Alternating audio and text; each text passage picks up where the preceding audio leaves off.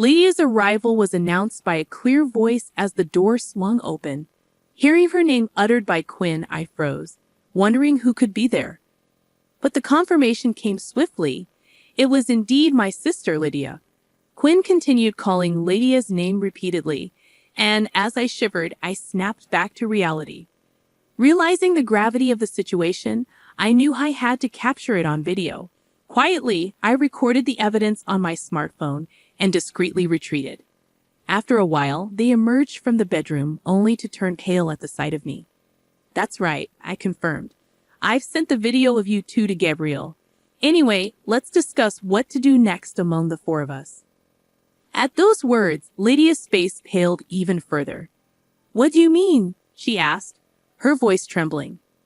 "Just what it sounds like," I replied, holding up my smartphone. "I have the evidence." "What have you done?" My sister's frantic reaction was immediate, and then she lunged at me. "My name is Linny, a 45-year-old housewife with twin boys in the 6th grade. Twins run in our family, including myself and my twin sister Lydia.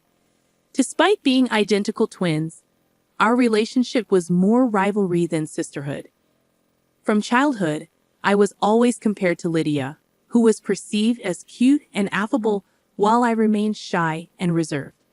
This dynamic fueled my deep admiration for Lydia, but she seemed indifferent to me, often manipulating situations to her advantage. Throughout our childhood, Lydia always took the lead while I was left with unwanted roles. Whether it was in games or school plays, her influence overshadowed me. Despite my efforts, Lydia's manipulation persisted, reaching a breaking point when she tried to dictate my choice of high school. Standing up to her for the first time, I chose my own path, leading to a physical altercation that revealed Lydia's true feelings towards me. Despite the turmoil, I persevered in my studies, eventually achieving my goals independently. As an adult, I found solace in my career and met my husband, Quinby. Our shared background brought us together, and when he asked me out, it felt like a dream come true. "I actually like you, Lenny. I'd be happy if you'd go out with me." Hearing those words filled me with incredible happiness. I had feelings for Quimby as well, but I had never found the courage to openly admit such feelings. Unlike my sister Lydia, who exuded charm effortlessly, I lacked experience in matters of love from my school days. To believe that Quimby reciprocated my feelings was almost surreal. "I'd be happy to, thank you," I replied, feeling overjoyed at the prospect of being in a relationship for the first time.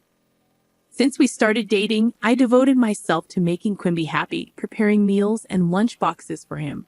Quimby began visiting my apartment more frequently, and it felt like we were almost living together. "Linny, I'll cook dinner tonight," he'd say, but it wasn't just me catering to his needs. Quimby was equally cooperative with household chores, and doing tasks together felt enjoyable. It made me believe that we could make a great married couple. 3 years into our relationship, we decided to get married, a decision that filled me with immense joy. However, there was one concern nagging at me. "You're a twin, right?" "I'd like to meet your sister," Quimby brought it up casually. Over the 3 years we'd been together, I hadn't introduced him to Lydia. Since our fallout in middle school, a deep rift had existed between us. But if we were to get married, introducing them was inevitable. When I finally mustered the courage to call Lydia after a long time, she seemed taken aback by the news of my impending marriage. She was busy, as usual, but reluctantly agreed to meet Quimby. Lydia hadn't changed since our childhood, still as condescending as ever. It fell upon me to be the mature one and humble myself. We arranged to meet at a restaurant, but Lydia, true to form, arrived late, dressed ostentatiously for the occasion. Despite our parents' efforts to smooth things over, Lydia continued with her abrasive behavior, bombarding Quimby with rude remarks. By the end of the meal, I was exhausted, but Lydia's comments lingered. As we left the restaurant, Quimby remarked, "Lydia's quite the character, huh? The opposite of you, Lenny." I forced a smile in response, feeling a pang of insecurity. "Maybe you should take a leaf out of Lydia's book," he added. "She's always smiling, good at conversation, and cute. If I'd met her first." I was taken aback by Quimby's comment. I had confided in him about my discomfort with Lydia, so his words were deeply shocking. Why did you marry Lydia then? She even said you were handsome. I snapped back, feeling hurt by his jest. He quickly apologized, realizing his mistake. Sorry, it was just a joke. I'm glad I met you, Lenny. I don't have any special feelings for Lydia. Still reeling from his words, I couldn't dismiss the unease gnawing at me. Then you shouldn't say things that praise Lydia and put me down. It was a joke, Quimby apologized, but the shock lingered. I wasn't going to call off our engagement over something like this, but I hoped he understood. Quimby continued, but Lydia is a nice girl. It's not good to be jealous of your sister. Let's all get along as a family. Now we're adults, things are different than they were. Despite my reservations, I nodded along. I wanted Quimby to be on my side, not trying to bring me closer to Lydia. But arguing seemed too troublesome to pursue. A few days later, a message from Lydia sent shivers down my spine. Isn't Quimby too good for you? Should I take him off your hands? Her words were chilling. I immediately replied, What are you talking about? She called, laughing. Just what I said. It's unbelievable someone as dull as you will get married before me. I couldn't bear the thought of Quimby being treated like an object to be passed around between us twins. I confronted Lydia, yelling back at her. I told Quimby about it, warning him to be careful around Lydia. But he seemed to take it lightly, brushing off my concerns. It's nice to be liked that much. Don't worry, Lydia's not serious, he said, laughing it off. But I couldn't shake off the feeling that Quimby had changed after meeting Lydia. Despite his reassurances, I couldn't fully trust him. As years went by, Lydia's spiteful messages continued, but I chose to ignore them. I prayed for peaceful coexistence with her while leading a happy married life. When I learned that Lydia had gotten married, despite our strained relationship, I couldn't help but feel genuinely glad for her. When I heard that Lydia had found someone, it hit me hard. I realized how terrible I had been, marrying Quimby only after she had found happiness herself. Surprisingly, Lydia apologized through our parents, and we began communicating again.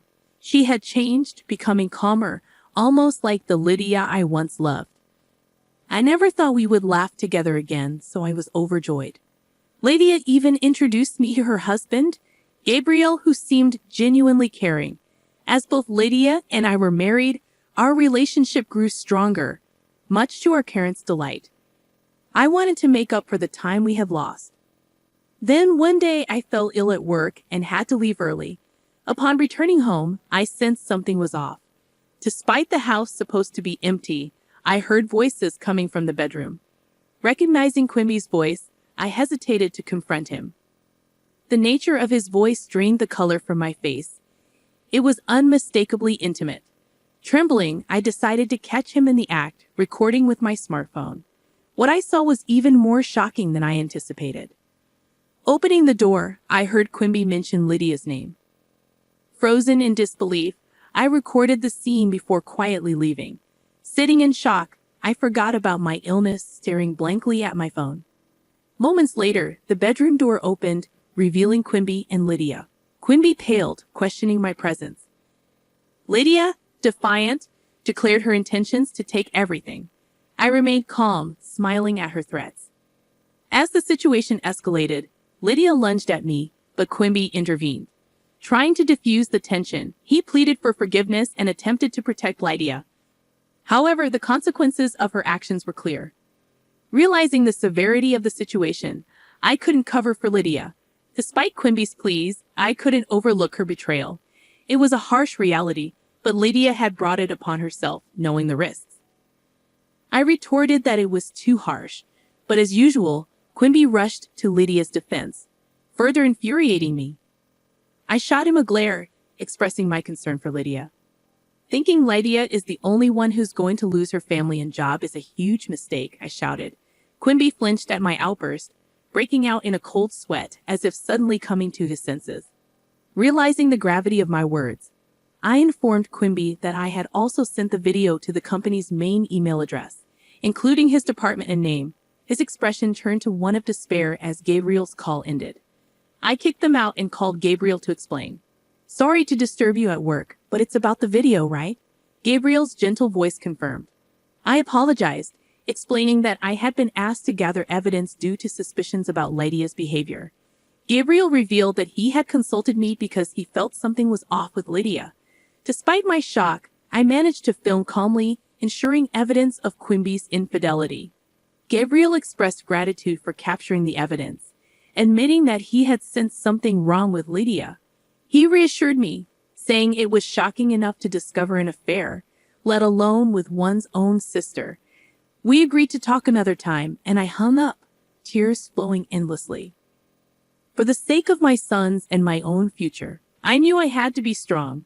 That evening, when Quimby came home, I questioned him about Lydia. His response, snapping back at me and blaming me for his predicament, only solidified my resolve. Crying over a man like him was a waste of time. There's nothing to be done. Do as you please. You understand the situation, right? If we divorce. I firmly stated that I would be taking the kids. Quimby's people attempt to use our sons as leverage was pathetic, and I didn't hesitate to call him out on it. Stop being ridiculous. Divorce is inevitable, I told him bluntly. It seemed he still didn't grasp the severity of his actions, especially considering the probable loss of his job due to his adultery during work hours. His cluelessness only made him appear more foolish to me. As Quimby pleaded with me to consider starting over and forgive his infidelity, I questioned him about Gabriel's concerns regarding Lydia's behavior over the past few months. His weak response confirmed my suspicions. It wasn't just a one-time affair. Dropping the subject, I informed my sons about Quimby's infidelity the next day. Despite their young age, they expressed their support for me without hesitation, which moved me to tears. We left to stay with my parents, who were shocked to hear about Lydia and Quimby's actions. My mother tearfully apologized for always making me endure Lydia's behavior and promised to keep their distance from her.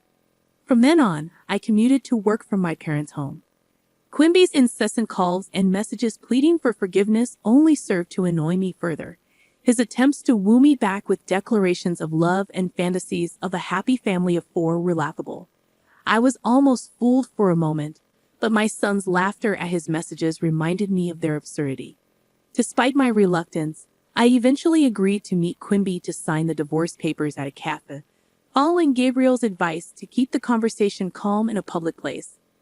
When Quimby and Lydia arrived, it was evident that Lydia had fallen out of favor with Gabriel, serving as a harsh reality check for her actions.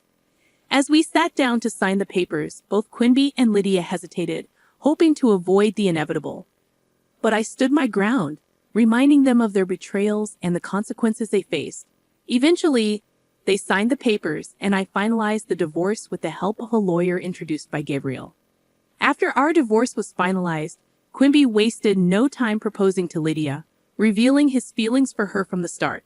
Meanwhile, Lydia, who had genuinely loved Gabriel, was left abandoned and eventually lost her job too. When I asked Gabriel about it, he revealed that Lydia had been complaining about me to him for months, painting me as useless and extravagant.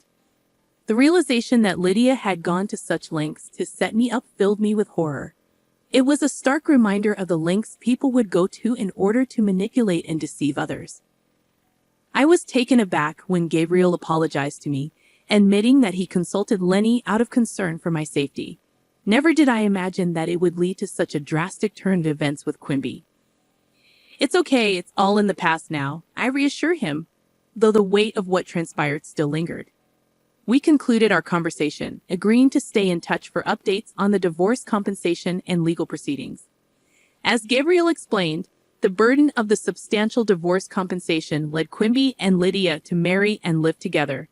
Lydia, abandoned by her parents, had no choice but to reluctantly accept Quimby's proposal. It seemed she had no family left and felt compelled to marry him. However, according to the lawyer, Lydia couldn't accept her situation and eventually divorced Gabriel to marry Quimby. Despite my sympathy for the lawyer, who endured Lydia's abusive language during their interactions, I remained grateful for his unwavering support, especially with Gabriel by his side. Over the years, we continued to demand the divorce compensation and child support, and I relied on their assistance. 5 years passed, and while the wounds healed, the scars remained. Then, out of the blue, the lawyer contacted me, informing me that Lydia wanted to talk. Despite my reluctance, I reluctantly agreed to meet, accompanied by Gabriel for support. At the cave, Lydia and Quimby appeared solemn as they broached the topic. Lydia revealed that she was suffering from renal failure and needed a kidney transplant. Quimby blamed me and Quimby for her deteriorating health, but I stood my ground, refusing to take responsibility for their actions. When Lydia pleaded for a kidney transplant, I was taken aback by her audacity. Quimby argued that as twins, I had a duty to help her, but Gabriel intervened, highlighting the risks involved and questioning the fairness of their request. Their pleas fell on deaf ears, and I left the cave, determined not to be manipulated any further. Despite their desperate attempts to guilt-trip me, I remained resolute in my decision. With Gabriel's support, I walked away, leaving them to face the consequences of their actions. While I couldn't forgive them, I hoped they would learn from their mistakes and find a way to move forward. As I continued to live happily with my family, I kept in touch with Gabriel, who had become a trusted confidant. While he harbored feelings for me, I wasn't ready to reciprocate them just yet. For now, I focused on my sons and their well-being, knowing that someday I would find the courage to pursue my own happiness once again.